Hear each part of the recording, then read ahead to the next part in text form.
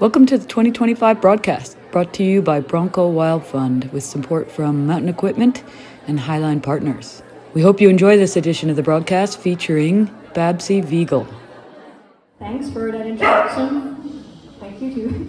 I'm really happy to be here. And today I want to talk about how it can be like to be first.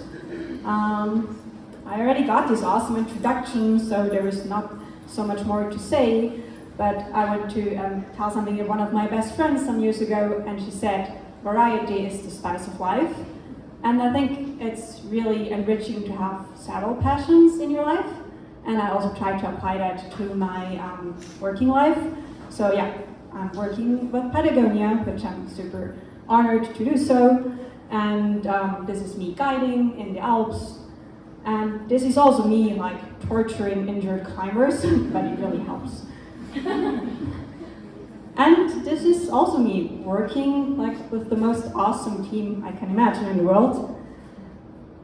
But yeah, let's go back to that first picture. Here you see like my friend Laura in front and me in the back, and we're belayed by our good friend Rafaela. And this picture was taken on one of the last pitches on selves, which is better known as Fitzroy to the most of you, I guess. And we're just like, we topped out like the Super Canaleta. And yeah, why I'm showing this picture is we were the first all-female team to do so, but we had no idea at that time.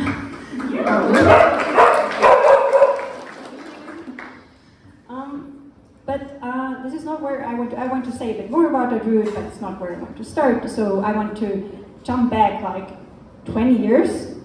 So this is also me, like doing something for the first time. And here I had a project in the mountains for the first time.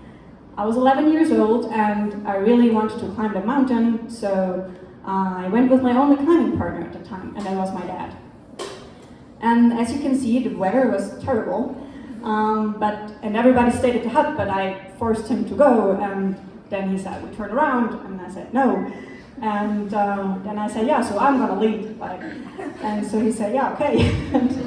And then like at one point it was too dangerous, and he said, yeah, he's the adult here and we're going to turn around. And you can see.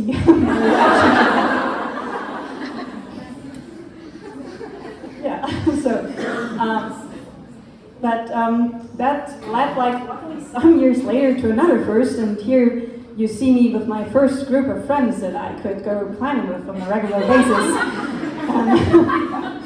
So, yeah, I'm looking, it's like really, it's many years ago, but we all had our times.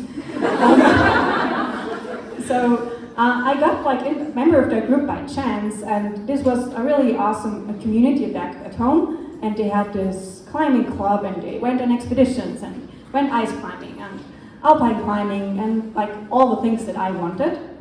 And yeah, I became like one of their youngest members. The one in the middle is the youngest at that point. And that led to another first, and that was my first expedition. So I got invited by the father of the founder of the team to join their expedition in Kenya. And we made it.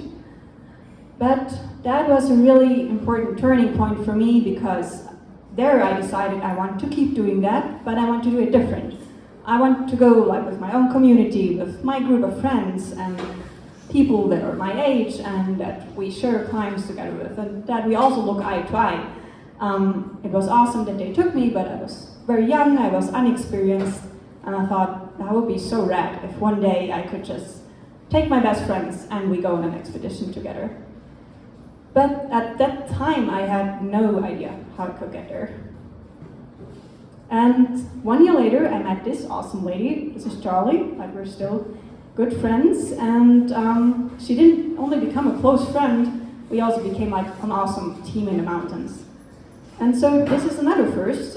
We went the first time to the Western Alps together, which was a big dream of us.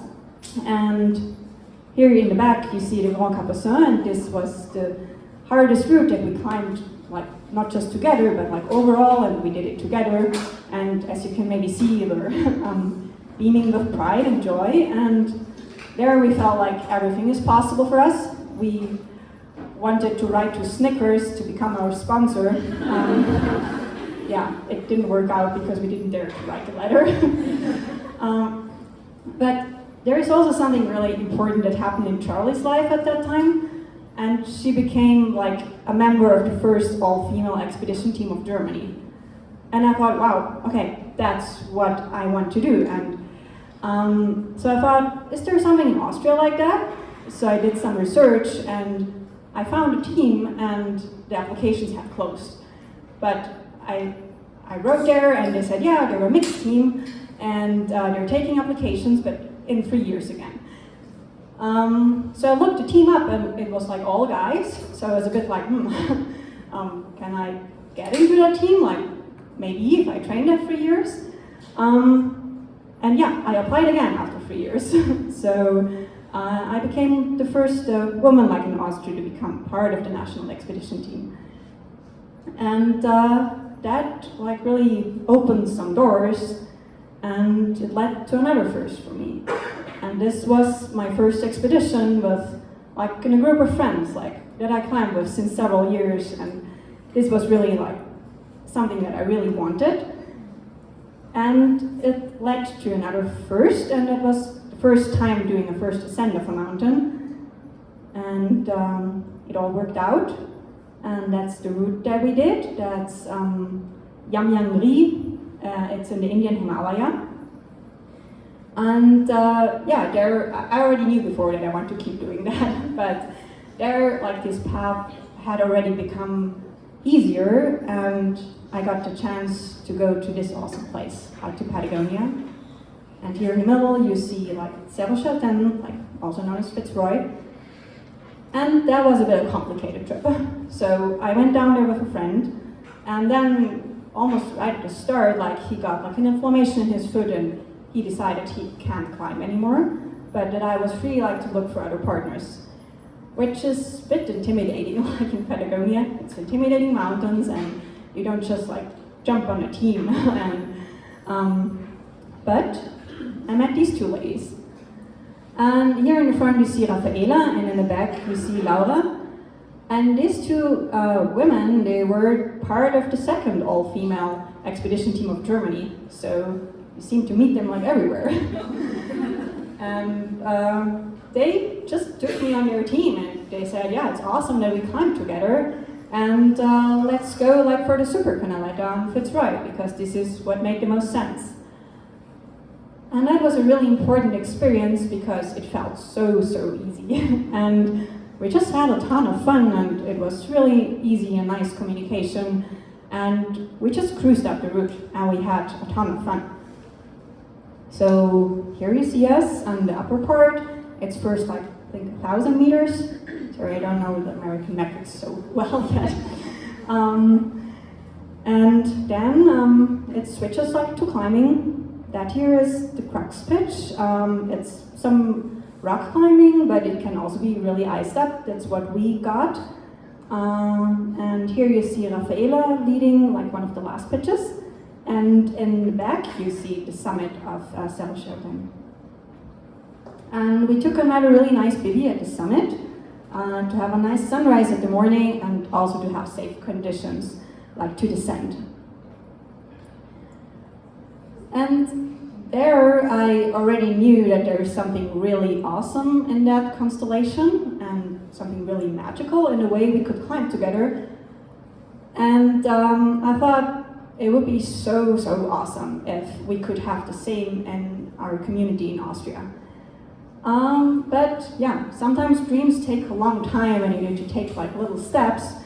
And I felt I was almost there, but not completely. But then I got invited to be the trainer of the expedition team. It was still the mixed team. And so I did like a cycle as a trainer of the mixed team. And then I thought, okay, now it's time to tell the bosses what we need. And yeah, so this is what I did. I kind of convinced them, and that worked out. And so here you can meet like the first all-female expedition team of Austria. And yeah, one is missing here in Chamonix.